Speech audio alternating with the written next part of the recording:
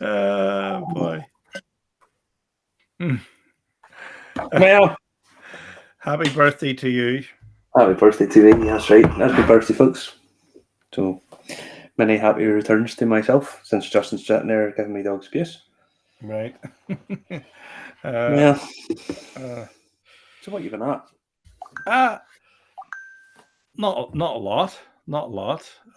Just busy, busy, busy. Had a job interview during the week, so fingers crossed. You know, And fingers how, how, crossed. how, how do you think it's going to go? Hard to know. Hard to know. You don't know until you get the call, yes or no, don't you? Or the Dear John letter. But I'm used to getting Dear John letters. As usual. As usual. Uh-huh. Mm-hmm. Yeah. Now, we're having a bit of technical difficulties, folks. We're waiting on the guest jumping on board. He hasn't logged in yet. No, he did confirm, but he hasn't logged in yet. So whether he's having technical difficulties, I do not know what.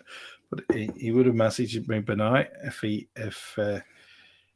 was able to get through. But you never know. Internet could be out completely, and he can't get in. There's a lot of people saying hello tonight already, Marty. We have Thomas Jones saying happy birthday to you.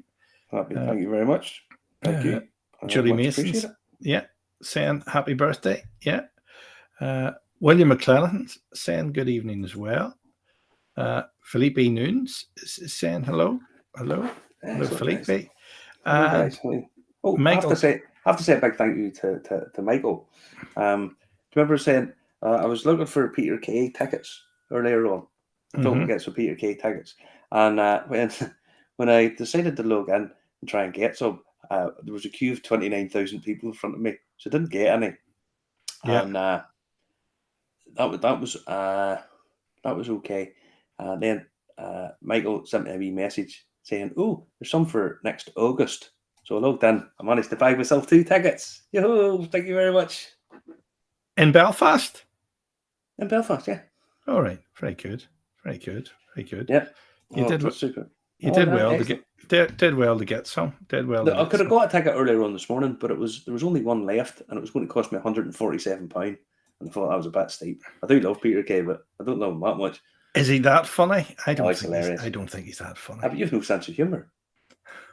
That's true. That's true. That is true. So there you go.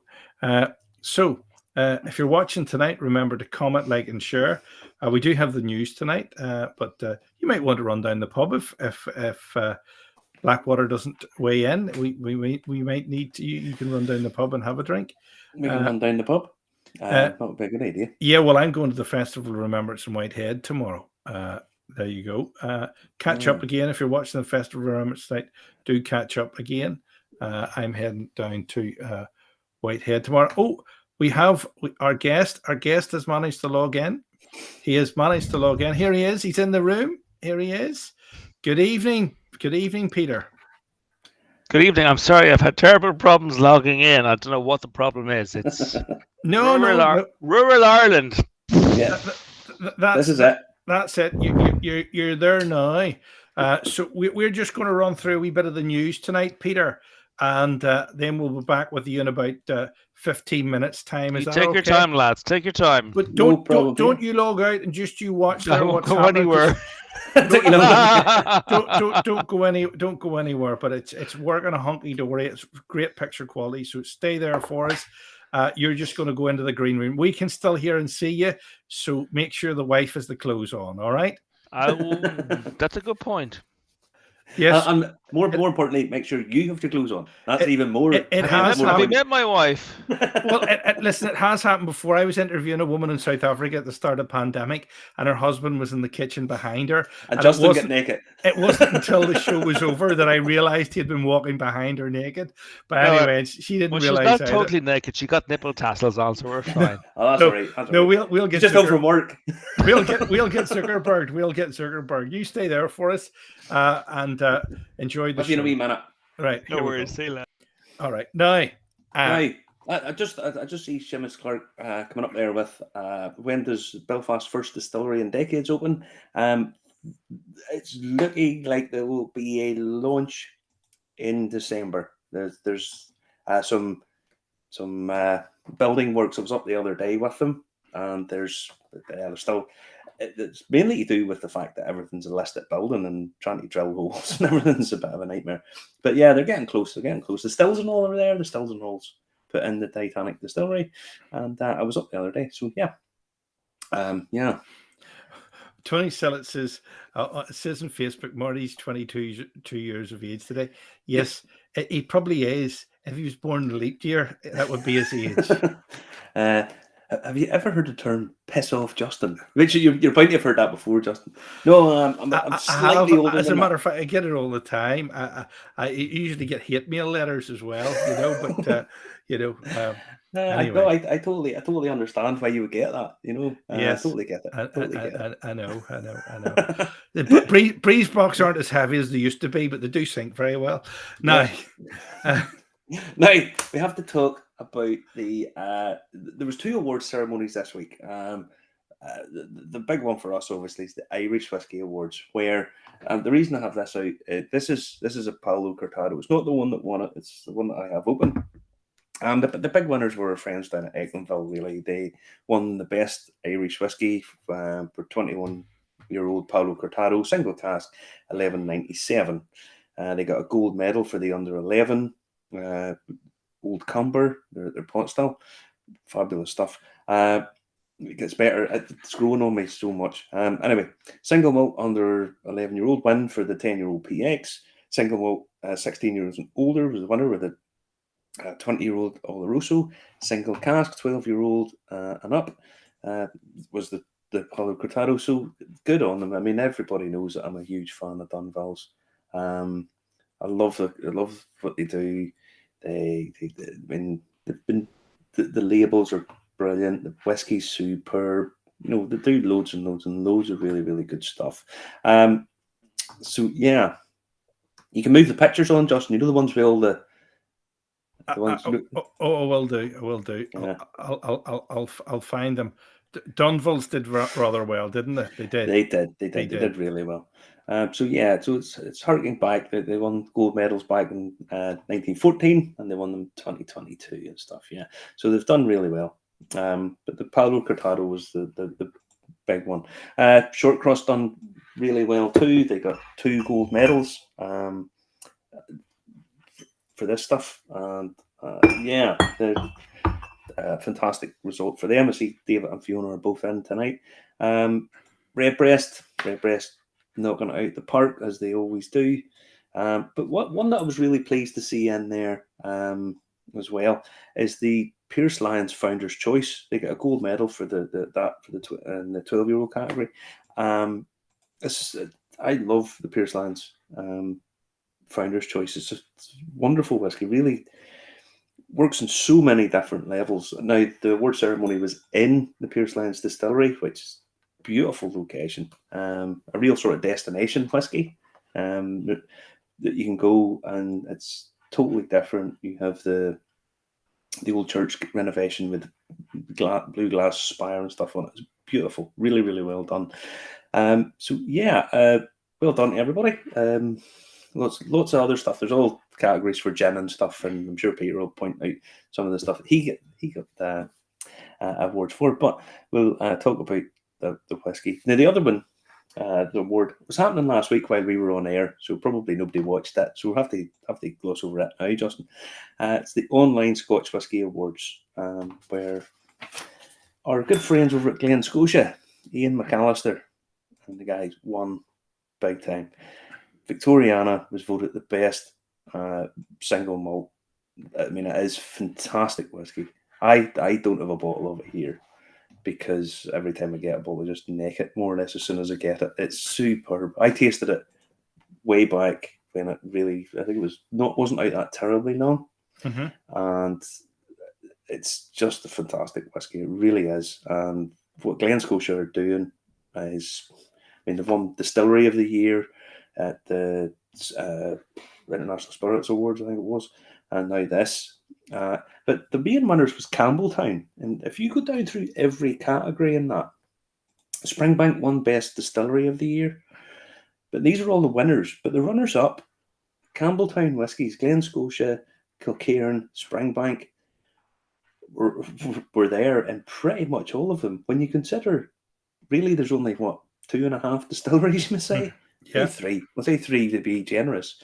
For such as they do fantastic stuff. And it just goes to show you just how well. I suppose there's the Redbreast did well there too, Marty, as well, didn't they? Winners in 2 different categories. So yeah, it was nice that Irish whiskey got their bit into the online Scotch Whisky Awards. But yeah, Victoriana and Glen Scotia are doing superb things, doing amazing things. Yeah, so as I say, it's fabulous stuff. Good. Yes, I must admit it was a fantastic trip we had to Campbelltown, and it's. Well, I mean, Ian McAllister couldn't have been any more generous with his time with us. He was just superb. If you want to catch up with that, go on YouTube. You'll see it all there. The manager's tour on YouTube. Yeah. Just as a little plug for them, Glen Scotia are doing exclusive Christmas tastings. You have an advert for this, Justin? They are indeed. Yes, they are. They have exclusive Christmas tastings on. Yeah. Well worth £35 a head. You'll get down in there. You get 3 drinks. I mean, you'll get Victoriana and a very unique and rare taste of our Distillery of the Year single cask. So yeah, if you happen to be over that way, I would. I couldn't recommend it highly enough. What you could do there is you could travel there on the Friday, stay there the Friday night, and then take the wife shopping in Glasgow on the Saturday, and then you would both be happy there. Or the wife could take the husband shopping, because she might want to go, Justin. She might do. You have to go move with the times, Justin. She might. You don't have to move with the times. You just have to recognise that women drink a lot of whiskey too. You know. Lots of it. But it is. I couldn't recommend it enough. Even the bus ride down the entire peninsula is amazing. It's beautiful. But the boat bag's nicer, but it's probably not on a Saturday morning in the winter because it would be a bit rough. Yeah, but no, absolutely go. Now, the war in Ukraine has stifled Russian whiskey imports. The Russian market was growing at a huge rate, and now that's all disappeared. But Putin, being the sneaky that he is, has managed a way around it. It's what's called the parallel imports. So what he does is he gets the stuff imported into a country that they isn't on the blocked list, and then he imports it from that country into Russia. So basically into China, India, or Turkey, and then ships them across. So yeah, it. How did they manage to get away with that? You can't. I mean, you can't force other countries to put sanctions on it. So if you ship it to there, then there's nothing to really stopping them shipping it over to Russia. Now, I'm sure there's end user agreements that they have in arms deals, but they don't really work. Let's be honest. It made all the headlines that it was whiskey, and it was like they've got their whiskey coming in. They've got their whiskey coming in. But there's other stuff as well. So cars, game consoles, shoes, toys, all that kind of stuff are all being done like this. But it was whiskey that made the headlines. That's what must add a massive amount of cost to getting things into Russia, you know? I would have thought so. But, I mean, everybody's going to want their take. But it's... I suppose you have to have these end user agreement type things, you know. The thing I've noticed about the Russian flag is that it's white, blue, and red. So it must save them a fortune getting bunting, because they can get it from France or Britain, and they're saving a fortune. They get white, blue, and red, and nobody knows the difference. Smart that, isn't it? Yeah. Amazing. Smart that, you know. Amazing. Oh boy, I tell you. Yeah. Some boys can do it. Some boys can. Who's this here? Somebody said, "Hi, Justin, Marty. Lovely to meet Justin recently at Blake's, and Marty's pleasure meeting you and the friends at hand yesterday." There you go. No, have we a stalker? Kevin, are you stalking us? No, what I would say is I still have my Bernie's gift because my throat's still a little bit tender, and I can't really drink whiskey just the way I would normally drink it at the minute. It's quite tender. So I have I have a number of little samples of stuff that I have been lucky enough to be gifted or sent and whatever, and I will enjoy them when I'm 100%. So maybe another week before you're saving them. They're saving and them. Kevin, you must be the only person that's ever said it's lovely to meet you, Justin. I don't think that those words have ever been constructed in a sentence in that order. No. Normally been lucky to miss you, Justin. Normally the right in. Yes, with the strongly worded. I've seen the Internecine project too. Anyway, that's a Vladimir Putin special. There you go. Now, Kevin, thank you very much for that. And Trevor Watson saying hello tonight. Remember, standing by in the wings from between him in 5 minutes' time is the CEO of Blackwater Distillery, Peter standing by for us in the wings. He'll be joining us in about 5 minutes' time. So remember to hit that share button, hit that subscribe button on YouTube as well. We've got we're doing rightly. We're doing rightly with the subscribers. I'm well pleased. So, what else have we got tonight, Marty? Another advert, and I quite like this one. This is one this is an advert for Powers. Now, Powers, anybody doesn't know, Powers is a real sort of old stalwart of Irish whiskey. They changed the label of it. They moved the gold label away. It's not as pleasant and nice, but the whiskey's superb, and everybody going for the sort of young, dynamic drinker and such. But Powers have put out this advert called Old But Gold. Now, the fact that they changed the gold label kind of changes it a little bit, but Old But Gold advert. I quite like this. I think that sort of changes things a little bit, Now, they have it restricted. It's only available on YouTube. So I'm going to share the link.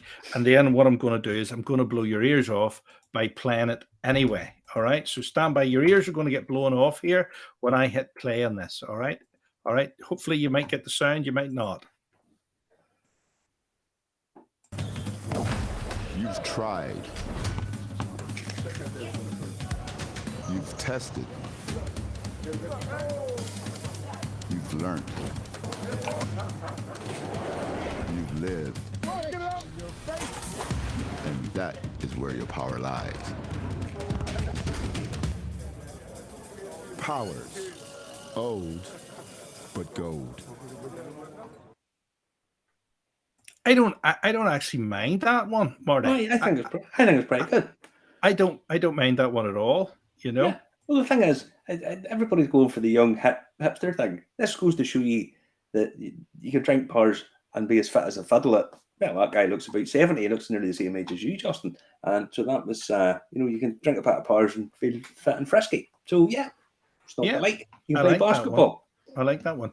Jarlath is watching tonight. Good evening to you, Jarlath. Jarlath, now not nursing a hangover. Hopefully, it's all finished. It's all gone. Yeah, and Robert Gustafson's watching tonight. Big contrast to oh yeah, very good. There you go. Our next story is well, it's a personal one because I got a new job this week. I started work for the one and only Mr. William Jack. I'm not exactly sure how this happened, if I'm quite honest. Anyone who knows Willie offered me a job ages ago, and I kind of turned it down because I had lots of other commitments and so on. So I sent him an email saying, "Hi Willie, how you doing? Just want to touch base with you about you said about a job." And I never said yes or no. I never said but basically I found myself standing in the friend at hand going, "Am I now actually employed by this man?" Because he's kind of like that, and if you know him, he's one of life's true characters. I love it. Now, I really, really, really, really wish I could show you in public the pictures of the museum he's building next door.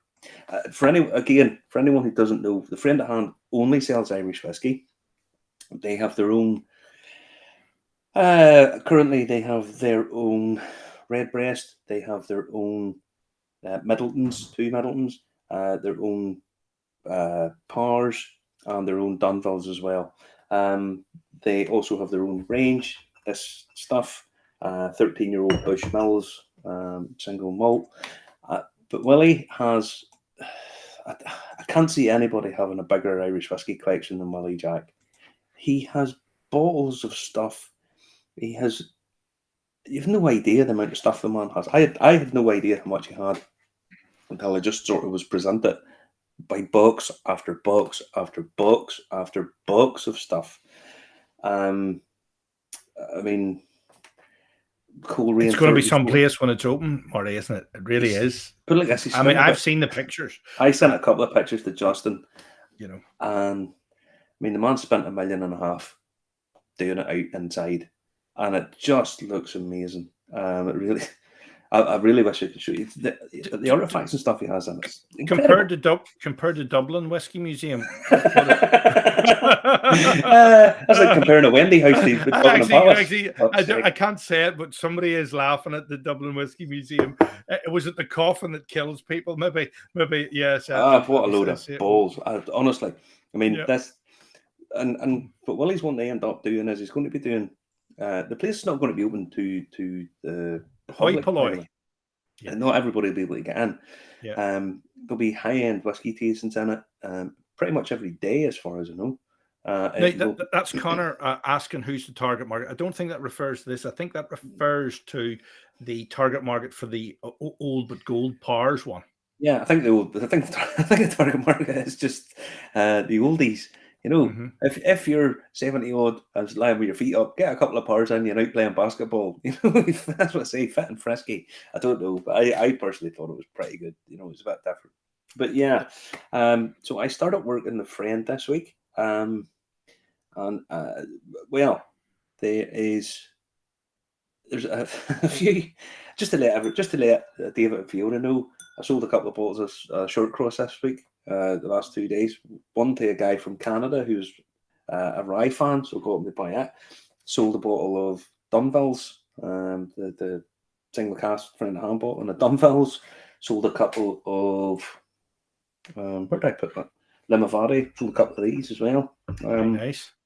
So yeah, it's really cool because then they come and people come in and they're asking your opinion and stuff, and it's funny because the first thing a lot of people say is, "I don't know anything about this," and that's fine.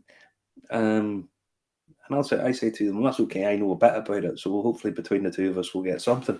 And invariably, they're leaving very happy because we have a much bigger range of stuff these days, and we're having more new distilleries coming on board. So it's nice to be able to point out, okay, that is Bushmills, and that's a Cooley, and that's that. But it's nice to be able to point out the likes of Short Cross, where this is a new distillery. This is new whiskey that's coming out, and it adds to the whole thing as well. So it's, I think it's going to be a bit of crack. Now, I did have to say to Willie, I am going on holiday very shortly, and I'm going away for a significant amount of time. At which point he said, "Well, that's all right. Don't worry about it." And I said, "Look, I do have other commitments that I can't really get out of." "Yeah, well, don't worry about it. I'll work around you." That's good.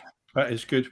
But he's fantastic. I mean, he's a force of nature and a real good guy. We have a guest waiting in the wings. Is it time to bring him in? I think it is, yes. I think so. I think that'll be fair enough. It is. Here he comes. He's popping in. And you're back in the room, Peter. Mm-hmm. Hello. Peter, how does the day find you? It finds me well, and I see Jarlath. Hi, Jarlath. Hi, David. Yeah, the great and the good are all in tonight. It's wonderful. Oh, yes. You know what they're doing? Because it's a Saturday night and they're off work tomorrow, they're finally getting to celebrate the fact that they got gold medals and so on. I believe. Yeah, and congratulations to them all. Well done, lads. Well done. I believe you got one yourself. No, we didn't enter. Oh, did you not get? I thought you got one for a. No, we didn't enter because I was away, and it all came in, and it was chaos in the building, and we never entered anything. So no, we didn't enter. We didn't win. But well done to the lads who did. Well done you. We won before. We won in the past, but not this year. Not this year. Ado. Yeah. No. You got both bottles. Now you see, Peter, I don't have both bottles. Do you know where those two bottles are? No. Those two bottles are resting on a cabinet in El Paso in Texas. No way. Yeah, because you see this little girl, Julie. Julie's a big fan of poaching. Wow. And Julie ordered both of these. And she says Fantastic. to me, how do you pronounce that? I says, I don't speak Gaelic, so I'm going to say ado or adieu. I'm not sure. Yeah. I'm not 100% sure. Ado. And that's our collaboration between Blackwater and Killowen. And it's a one-off. It's basically, lads, it's like hands across the border. It's one people, one spirit. Yeah. That's effectively what it is. It's it's basically a statement of intent that we have one technical file and we are one people, and there you go. We are one, yeah. When I first saw it, I thought it was a reference to ado, a female deer. But I can't speak for Brendan on this one, but I don't think he's into deer. No. No, old deers maybe, but maybe not. I shouldn't say that. No, explain this now. Go on. These are two poachings that you guys have brought out. What's the story? What's the differences? What's the similarities? It's basically, we share a small island. Okay. You've got different cultures in the one island. My own family, we would be a Republican Catholic family. My wife is very much a Unionist Northern family, and we've got kids. We've got a boy. So, we are all human, and this is kind of a celebration of the fact that we have much more in common than we have that differentiates us. So basically, Brendan from Killowen and myself decided, you know what, we have an all-island GI, so let's just celebrate that. So what happened was, we designed a mash bill, and we sent heritage grain from Waterford, north of the border, and Killowen sent some of their in-house malted oats down to us, and using the same mash bill, we made the same poaching, but obviously because our processes are different, they did taste quite different. And then basically Killowen sent everything down to us. We mixed the two batches together, and we sent half back to Killowen, and we just bottled it. The idea being is that we have much more in common than differentiates us, be it Catholic, Protestant, Unionist, Nationalist. We have much more in common, and if we embraced our commonality, then it's a tiny island, lads. Let's just fucking get on, and that's what this project is really about. It's about the similarities between us and not the differences. Yeah, and I wholeheartedly concur. I think that's a great sentiment. Now, poaching's a big thing for you. Poaching. This is our third poaching, Martin. Our third poaching, and it's been a funny relationship with poaching because the technical files of car crash.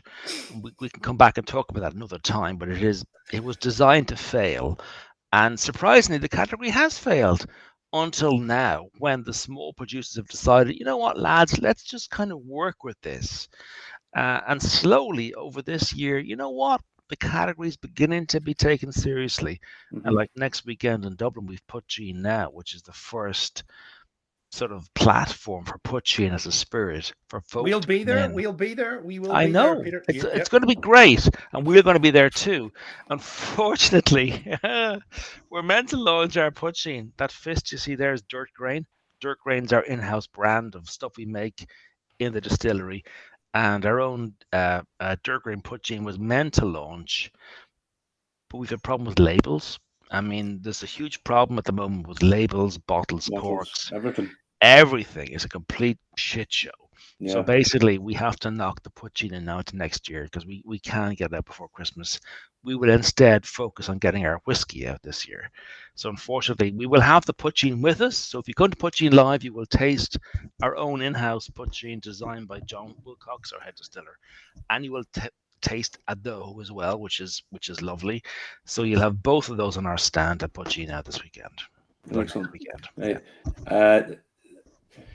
Your poaching, give us an idea of the mash bill. The poaching's interesting. Yeah, basically, it's a modern mash bill. It's designed by John Wilcox, our head distiller, who is a nutcase from Alaska. So it's basically an American's interpretation of a category. And I like that because he's an outsider, okay? Yeah. but with knowledge. He's the former head distiller at Rogue in the US, so he knows his shit. So what he did was he basically took a mash bill and kind of projected forward in time. So how would pot still Irish whiskey look if the industry hadn't sort of collapsed into monopoly in the 60s? Wow. Yeah, this is his answer to how it might have looked. This is kind of futuristic sci-fi poutine. It's about 40% oat, really high in oat. It's about as far as we can possibly push it with our primitive brewing technology. A little bit of rye, a little bit of wheat, and then quite a lot of unmalted barley. So it's a low yielding poutine, so it's hard for us to work it. Yeah. But it tastes really quite nice, I have to say. The idea was, if you can produce a spirit from the still that doesn't need aging, so you're not looking for time to take the edges off. So you take a narrower cut. So your cut's quite narrow. You're not allowing for time to remove the esters. You're just cutting the whole thing out. And you know going in, this is a new make spirit, which is effectively to be drunk. What would you do? So that was his brief, and I think he's nailed it. I do think it's actually a very, very nice spirit. And again, you can taste it next weekend at Poutine Live, or you can wait till next year and you can buy it.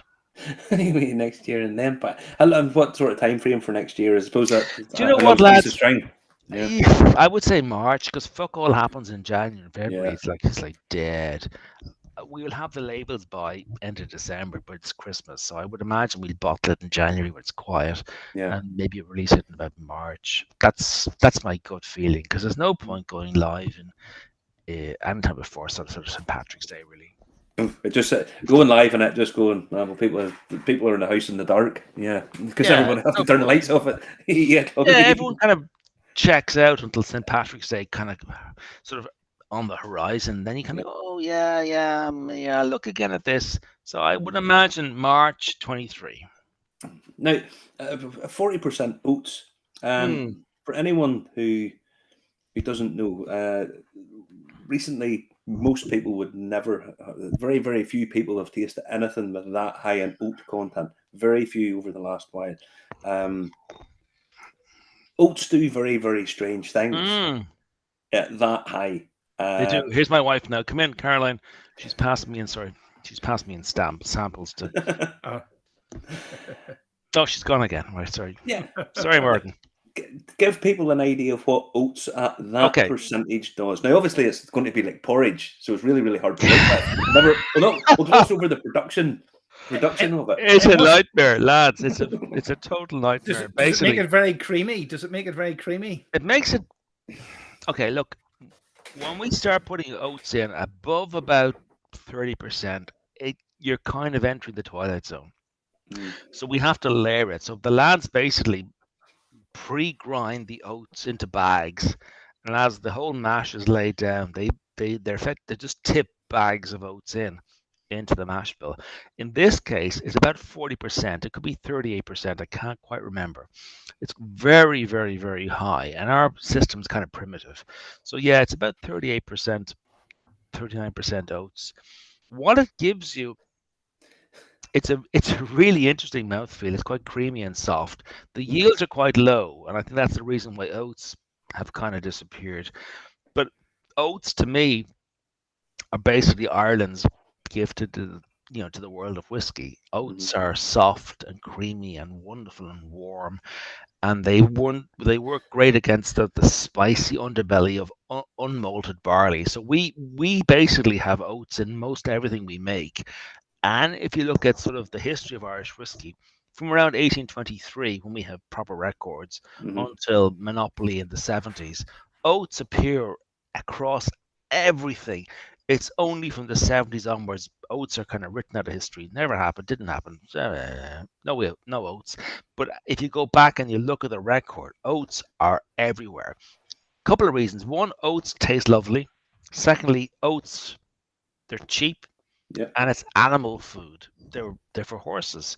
So post-famine, you couldn't really use wheat in a whiskey, but you could use oats because oats is for horses.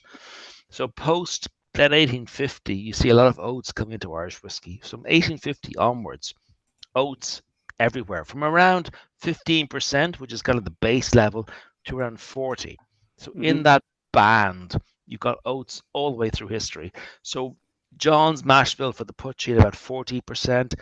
It's kind of on the high side, but as a new make, which doesn't need aging, you kind of need something to soften the spirit, and oats absolutely do that. I couldn't believe I've tasted quite high oat percentages in mash bill, and there's this really weird thing where it becomes really sort of super strawberry notes. Yeah. It's really bang. It's almost like candied dried strawberries that peel off it, and it gives this real sweetness that you don't expect. You don't.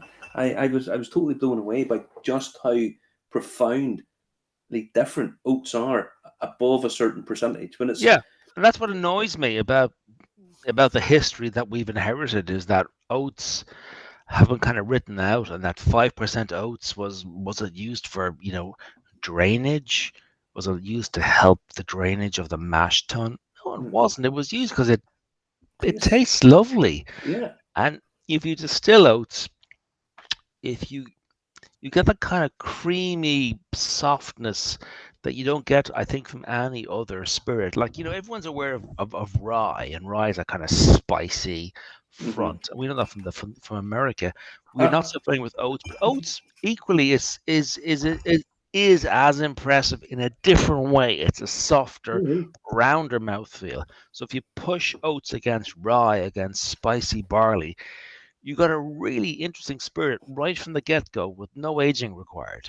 Yeah, and the thing is, it's not even that it pushes against it. It has a real profound flavour notes that come through, probably in a way that nobody these days that drinks whiskey actually expects. And that's kind of the reason we exist. Blackwater exists to explore that space, the space between perceived history and actual history, that gap between what we know and what we really should know.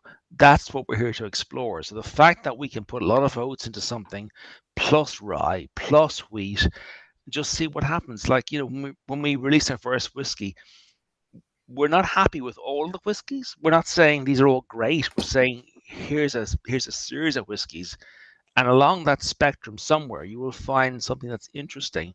But we're not saying they're all fantastic. We're saying they're all different. Yeah. And in many ways, that's kind of the point. You find your own space on that spectrum of flavor. I mean, you can't please everybody all the time. No, you can't. No, absolutely. That's it. Now, you're talking about your whiskey. Yeah.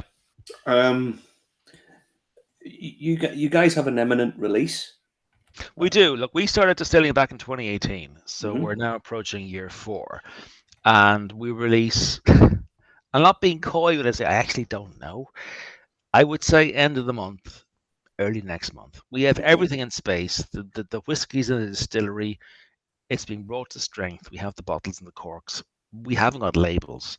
And labels at the moment is a real problem. The backing material on the web is an issue. And trying to find the web we need has proved a bit difficult.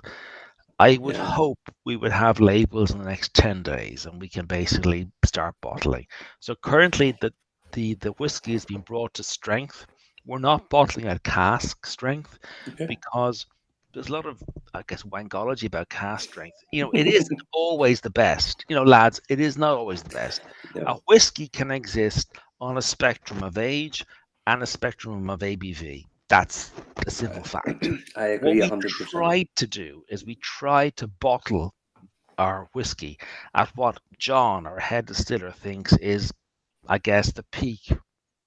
And that peak will move. So each of our releases is a different ABV because we sit down as a team and we drink all our whiskies. And we employ someone who helps us and knows.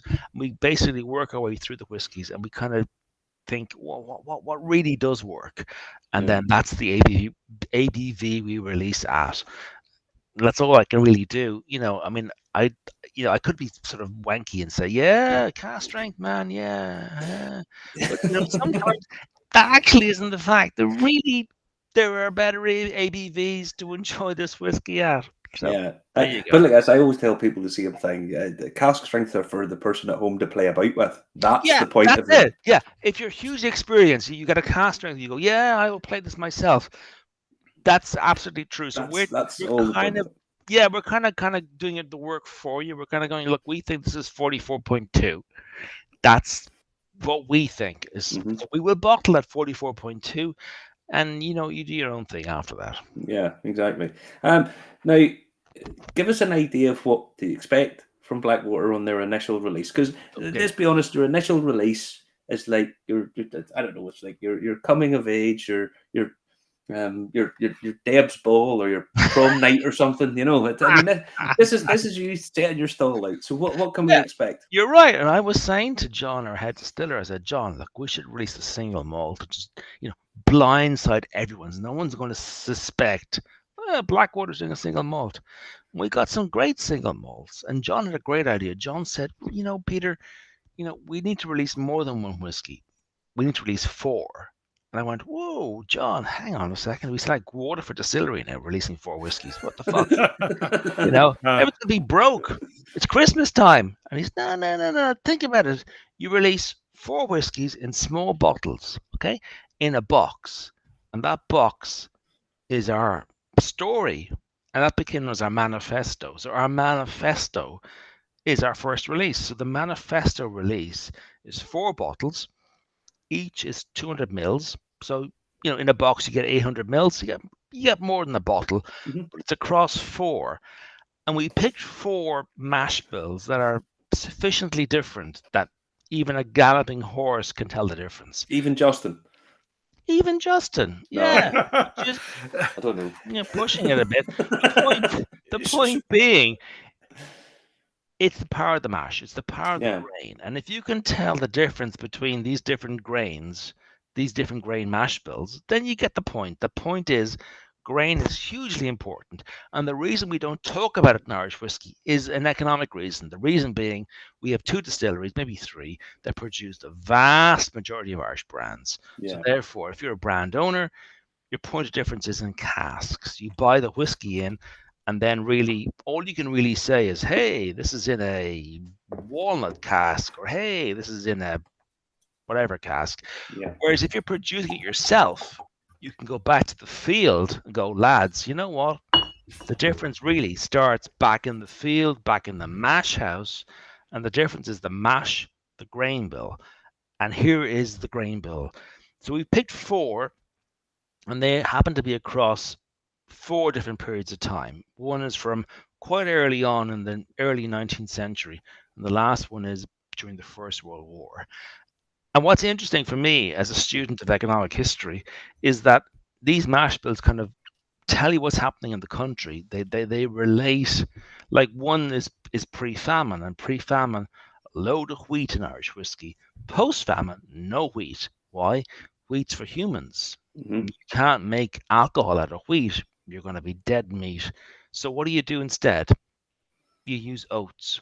Why oats? Because 1, they're cheap, and 2, that's horse food. Yeah. So horse food, that's fine. That's fine. Yeah, we go with horse food. So from post 1840 onwards, you see a lot of oats in Irish whiskey, and that continues until the 1970s, when basically we have a monopoly situation. Yeah. It's funny because if you read, I mean, the one of the history of Irish whiskey is E.B. Maguire's book.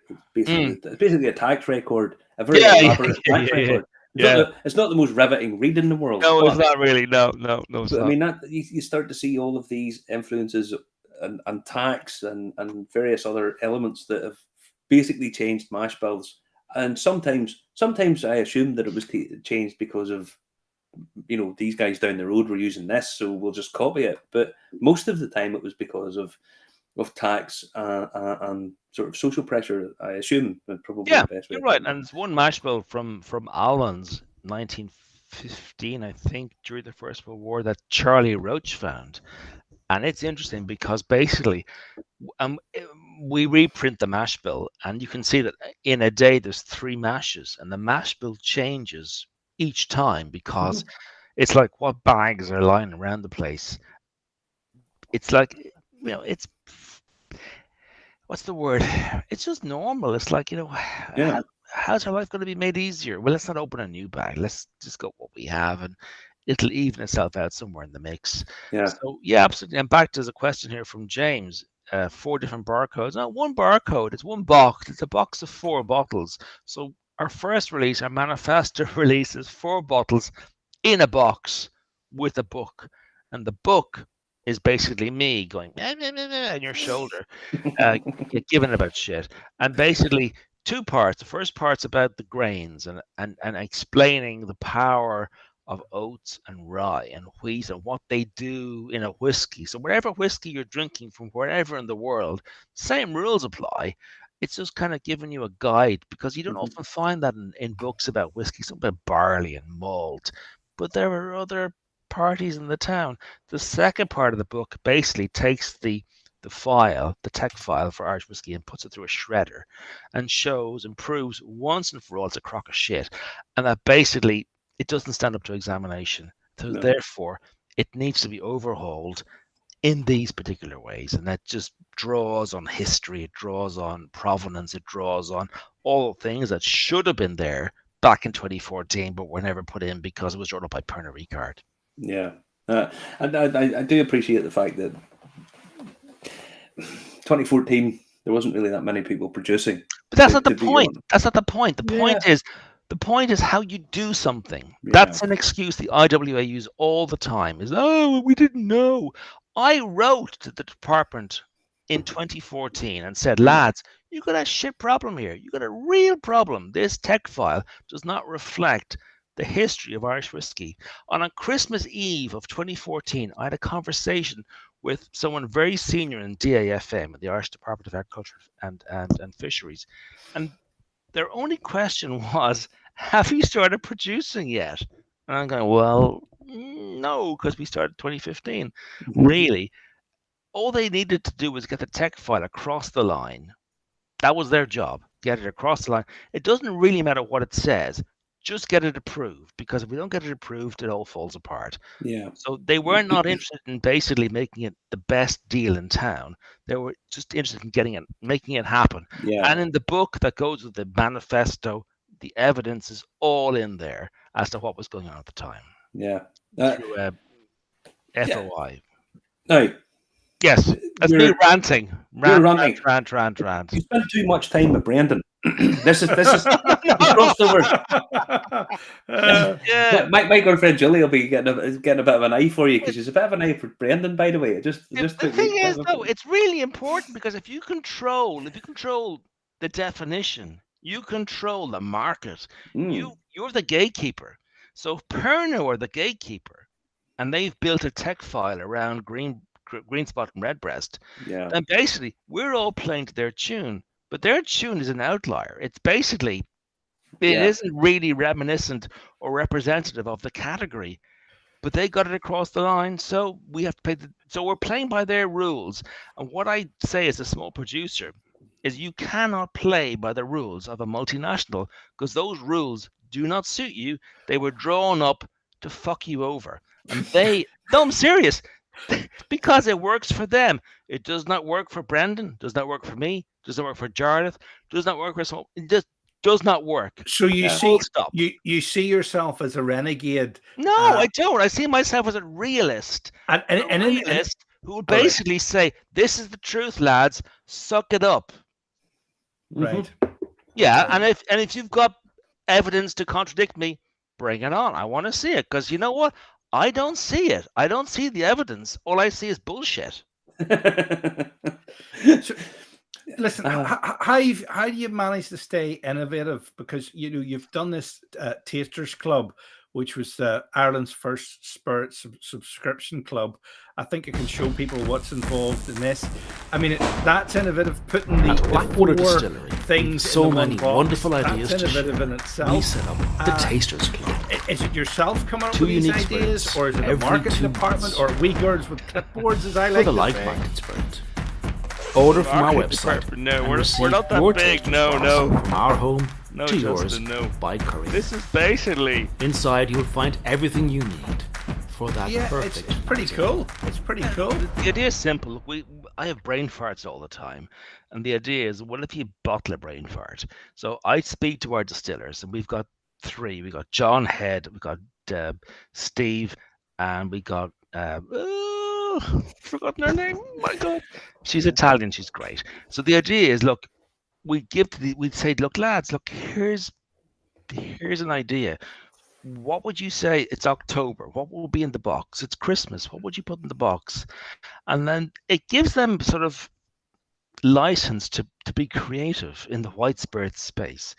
And they come back, and every month, every 2 months, they just do exciting stuff. It's as simple as that, really. Okay. Excellent. Now, your whiskey, you're saying it's imminently due. Give us an idea of price. Yeah, basically, yeah. I would say, Martin, end of the month, start of next month. Give me a bit of flexibility, because labels are a real problem right now, as is the box. We have basically, just to be clear, there's 4 bottles in a box. Each bottle is 200 mils. So it's if you imagine, if you're releasing a first whiskey, it's everything multiplied by 4. So we have to bottle 4 single cask whiskies. We have 4 bottles, 4 corks, 4 labels, and then a box, and then a book to explain the madness in my head. All that takes deadlines, and all those deadlines just have been slipping and slipping and slipping, because the world's in a mad place right now. Yeah. I'm hoping by the end of the month, we should have everything in space just to release about the end of the month, beginning of next month. So that's what we're aiming for. So if you get the box, you'll get not 1, not 2, not 3, but you got 4 whiskies in the box. And in a way, they kind of explain the history of Postal Irish whiskey, and they explain what's been stolen from us. And they give you a flavour for the whiskies that have been lost to time. And we've got mash bills from the first one's 1830s, and the last one's about 1915, 14. And so you can track the story of the whiskey and the category across time.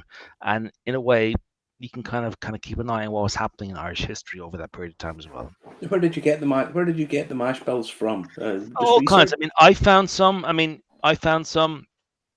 Fionnuala found some. Charlie Roach found some. You know, they basically they're out there. There's loads of them locked up in Middleton, but they won't let us access them. Although they were left to the Irish people, you know, they've been privatized by Pernod. But that's my next. We talk in a year's time about that.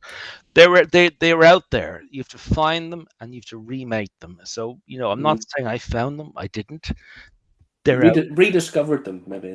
I rediscovered some blew the dust off them, maybe. Yeah, but, you know, they're part of all our heritage. So I'm not going to, you know, I'm not going to trademark them. I'm saying here they are, and I'm going to publish them, and I go, here they are. They belong to everybody. This is our interpretation, given our stills and our setup. This is how we interpret these. But please feel free to reinterpret them yourself, because this category does not belong to Pernod. It does not belong to me. It does not belong to you. It belongs to all of us. Everybody listening to this right now. You all own this. And please do not forget that, because it's really important right now, because who owns stuff and the IP and the trademarks for things like the concept of Irish whiskey are all up for grabs right now, because they're worth a shit ton of money. And if you don't remind producers that they just produce but you own, then you got a problem. Okay. Now give us an idea of numbers of boxes. I assume 1,000 boxes. 1,000 boxes. It's effectively 4 casks. And each cask is between about 200 and 225 litres. So for safety reasons, we said 1,000 boxes. The question from Tony, each bottle is 200 mils.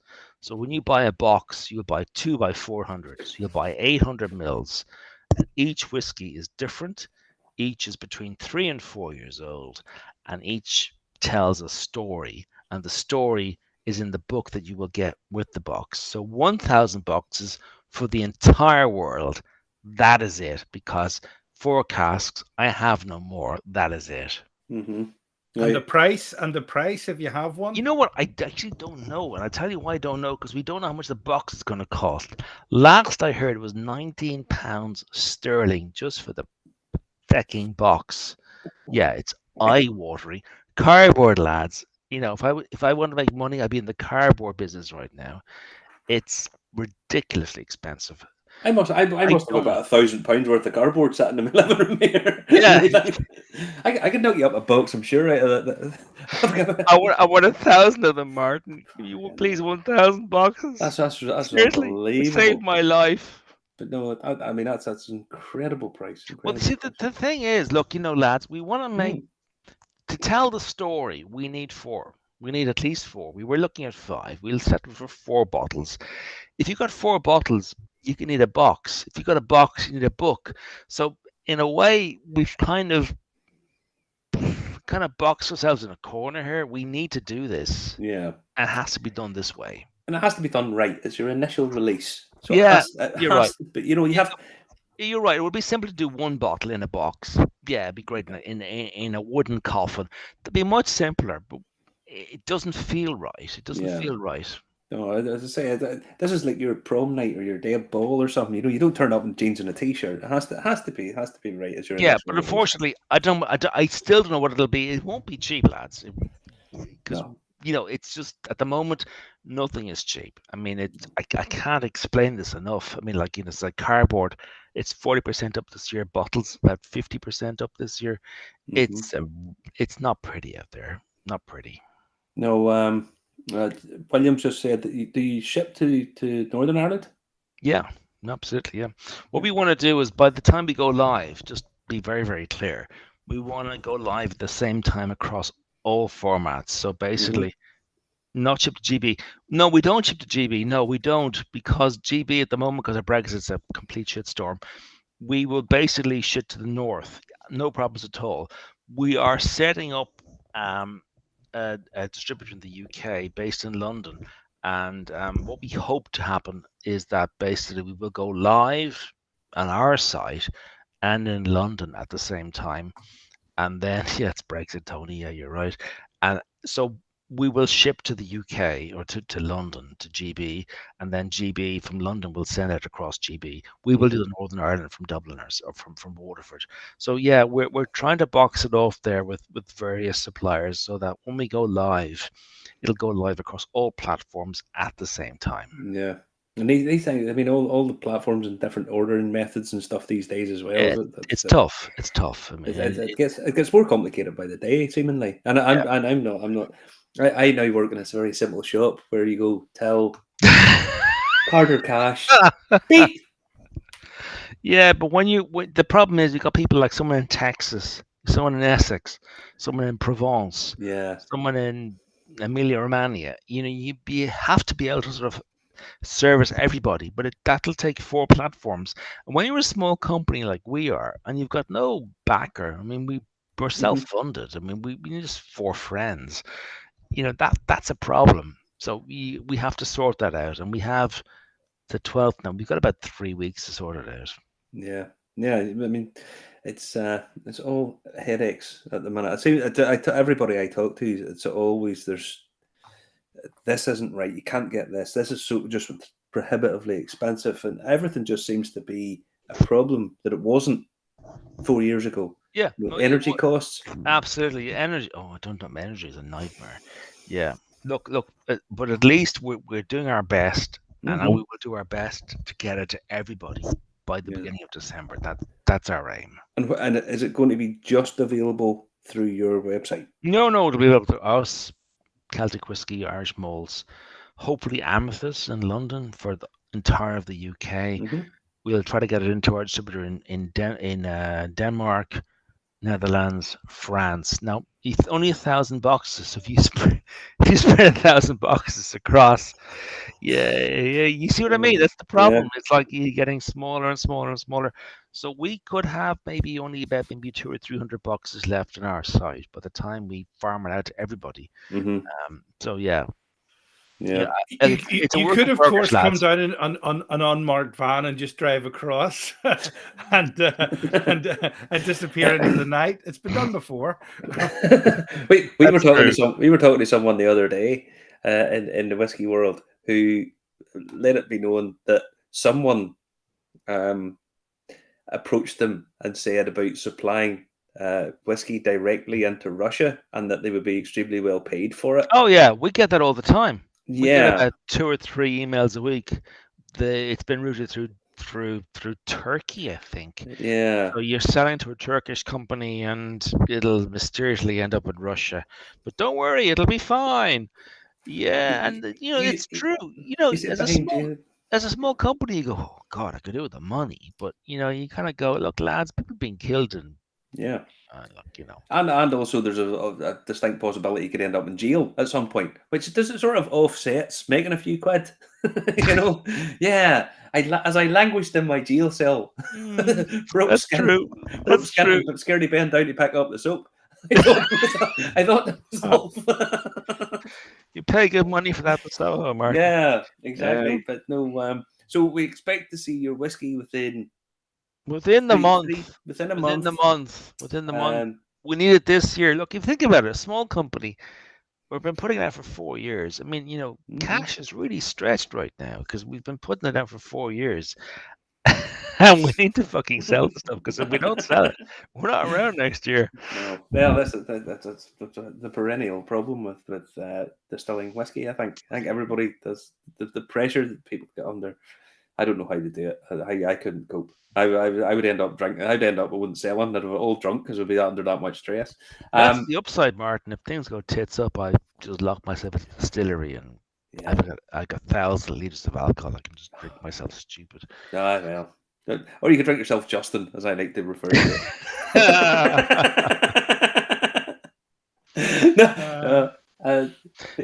it. James is saying they want a date. Peter, Marty's not going to let you go till he gets a date. Oh, you want a date with me, James? No, there's no date. That's very metrosexual, James. He doesn't know the date because of the labels. He doesn't know the date. No, I have no idea, James. If I knew the date, I'd fucking tell you. I don't know that. I'm aiming towards the end of the month, beginning of December. But seriously, we're having such problems with labels, and you will realize this yourself. We've been told one date, and the date slips, and then another date happens, and another date happens. And you're thinking, lads, come on, we need to get the bottles and fucking label them, and then put them in a box, and then send them out somewhere. Yeah. And really, if I get into December, I'm into Christmas madness, and I'm gone. I'm just gone there. I mean, Rush Bishop, a Canadian, has come up with this. Just put Sharpie markers on the bottle. The bottles. We have that too. Yeah, there's a Sharpie. Yeah. Just like this. You mean again go Brendan-esque? I was trying to explain this to someone the other day about Brendan's redacted bottle labels. They're brilliant. They're so good. I love them. Yeah. Although, to be fair, if you ever get one of his press releases, you can understand why redaction's probably a good idea for Brendan, because the next one comes out. Sorry about the one I sent last night. We were having a tasting session. Yeah, I've done that myself. It's a bit embarrassing. It's funny. It's funny. Yeah, look, I would imagine, lads, look, if you aim for the end of the month, beginning of next month, you'll be safe. We're in that space somewhere. Yeah. And I'm not being smart. I don't know when. Yeah. Before Christmas, let's just say. But it has to be. I need the money in this year, because otherwise we're not coming back next year, lads. Yeah, well, we need to get you back next year. We need to. I agree with that. Yeah. Now, I mean, the 4 historic mash bills with all the explanation, the history, the box, the presentation. I know it's going to look. It's going to be good. I mean, the thing is, look, what I say to people is, look, I'm a whiskey buyer. I don't get free whiskey from Pernod because they don't like me, but I buy my whiskey, so I know what it's like to buy a whiskey for 80 quid, 100 quid. I know that, so I'm not going to release something that I don't think I can justify. Does that make sense? I'm not trying to ride the arse out of the market here. I'm just saying, look, lads, this cost me a shit ton of money. I need this price point to make to keep going. It's as simple as that, you know. It says, hi, saying Peter tried to order again. Your site sees no. GB. I'm sorry, William. That should not be the case. Northern Ireland should be different. Let me look into that. I apologise. I'm pretty sure if you click Ireland on websites down south, it automatically enables you to complete the transaction. I'm pretty sure, William. I mean, I've done that in other ones before, but yeah. No, sorry. William. I'm sorry. As Justin said, try that. It should work. William, if you have any problems, just email the website. Email me. It's peter@blackwaterdistillery.ie, and I will sort you out on Monday. My apologies, William. No problem. Peter, it's fantastic to be talking to you, my friend. We haven't spoken before now. I mean, I've been watching you guys from a distance for a long time. It's good to be here. It's brilliant. I appreciate it. Thank you. And we will hopefully cross paths and be able. All COVID, we're finally meeting up with people. Yeah. We'll be down next Sunday. Are you there? We're going to come down. We'll get another chat with you next Sunday, and I'll be able to. One of the reasons I'm going down is because my fiancée Julie, who's a big poaching fan, she loves poaching. Her photo of your ado over in El Paso, it was basically so I can take lots of pictures for her. You going to guess? These samples.